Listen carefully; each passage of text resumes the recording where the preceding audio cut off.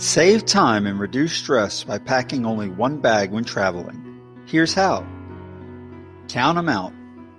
Socks and underwear are small, so bring one pair per travel day. Only bring 3 to 4 days of heavier clothes like sweaters, skirts, or pants. You can take advantage of the hotel's laundry facilities if need be.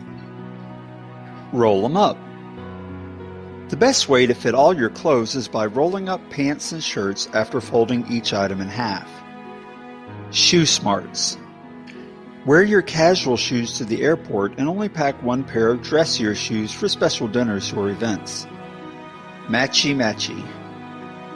Pack wrinkle-free microfibers when possible and try to stay in the same color scheme so everything coordinates.